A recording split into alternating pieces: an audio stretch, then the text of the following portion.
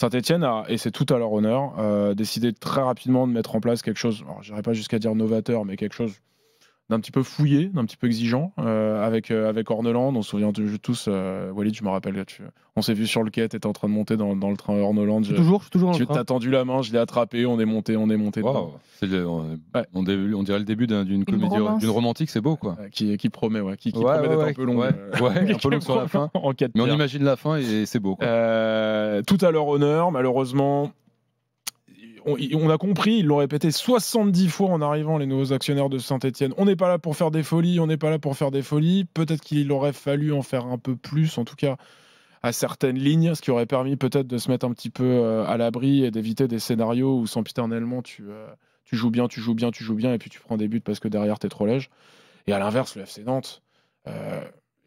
je trouve les supporters de Nantes toujours un petit peu véhéments dans leur repère de la Beaujoire, mais dans une sorte de léthargie. Ces années accumulées de galères en championnat les ont anesthésiés. Il y a quand même eu les supporters, non. Il y a eu des je ne vous parle pas des supporters. Je suis très énervé. Je ne vous parle pas des ultras, de la Brigade Loire. Tu veux dire justement le reste. L'écosystème, la famille nantaise, comme si elle était résignée. Ouais. C'est-à-dire que la saison du FC Nantes avec l'effectif de Nantes, alors c'est pas le 5 majeur des Lakers, ça on est d'accord, mais il y a quand même des sacrés joueurs là-dedans. Il y a Mathis Sabline qui porte tout sur ses épaules sur le secteur offensif. Il y a un Moses Simon que je trouve, il faut que je me s'asperger d'eau bénite pour qu'il ne parte pas chaque année. Je me demande même comment n'importe quel club de première ligue n'est pas venu à un moment chercher Moses Simon. Le Penant au milieu, Chirivella qui est un bon joueur, Nathan Zézé qui fait une bonne saison. Tu prends Anthony Lopez à l'hiver. Enfin, c'est pas un effectif contre qui se bat le FC Nantes. Si j'enlève du coup Saint-Etienne, se bat contre Le Havre qui n'a pas 1 euro pour recruter quiconque et qui est obligé de faire vraiment des vraies trouvailles, des vrais paris, et c'est tout à leur honneur parce qu'ils réalisent des choses quand même avec des jeunes de la KV verte, avec des mecs gratuits.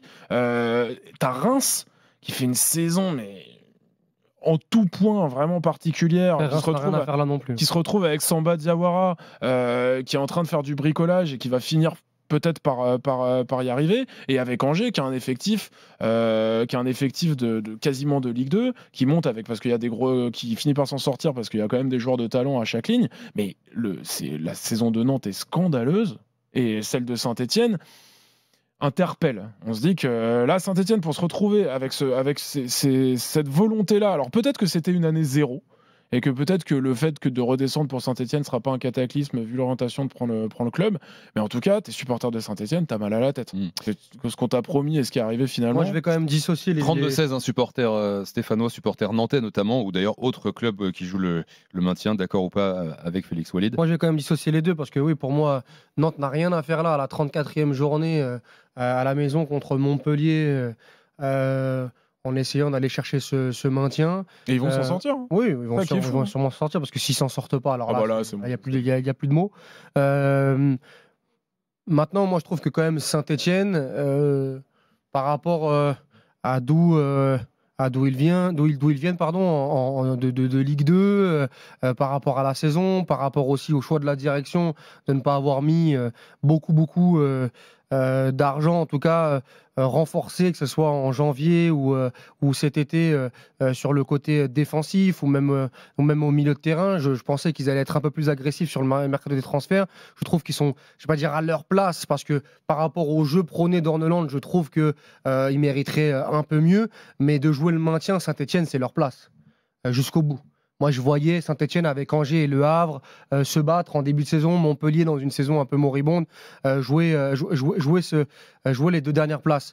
Maintenant, Nantes, non. Nantes, avec l'effectif qu'ils ont, avec l'expérience qu'ils ont, notamment, il y a une espèce de fainéantise dans ce club.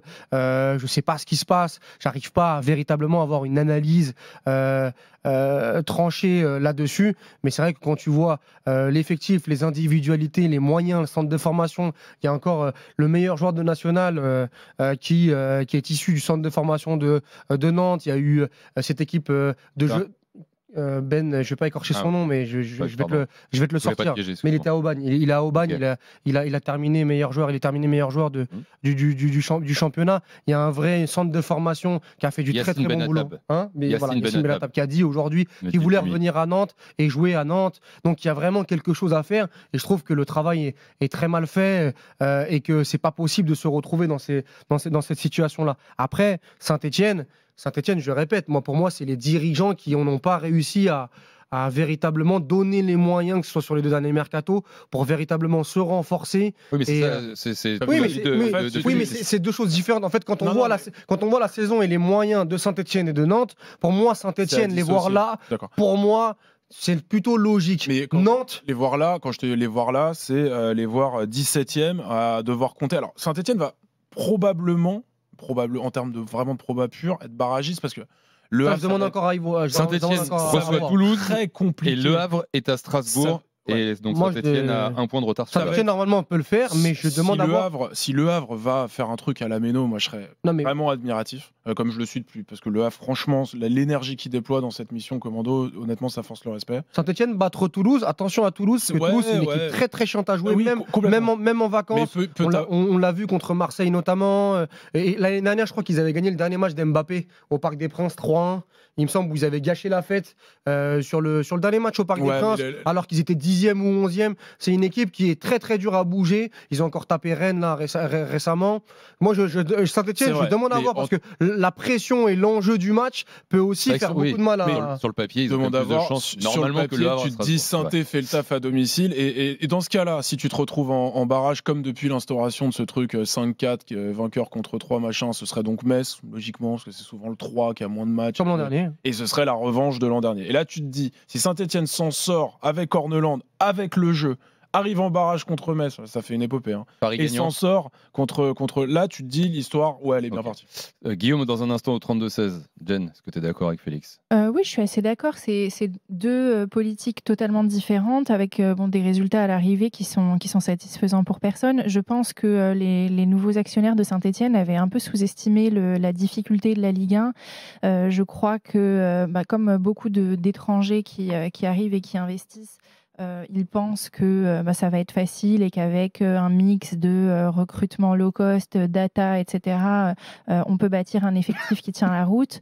Je sais que ça fait un petit moment qu'ils essayent d'ailleurs de muscler leur cellule de recrutement et qu'ils se sont rendus compte un petit peu de cette erreur. Mais moi, je vois plutôt Saint-Etienne dans un projet un peu plus long terme et je ne suis pas très inquiète pour eux, pour le futur. Par contre, en ce qui concerne Nantes, c'est juste le résultat d'années et d'années et d'années d'erreurs des propriétaires de ce club qui en font n'importe quoi, en fait. Et ça date pas d'aujourd'hui. Quand tu fais partir tes coachs, tu les fais revenir, tu vois bien qu'ils sont à bout et à court d'idées et tu payes. De toute façon, tu termines pas à cette place-là avec un budget comme ça quand tu as fait du bon travail. Donc, c'est que justice. Moi, je trouve que Nantes se retrouve à cette place parce que ça fait beaucoup d'années de mauvais travail.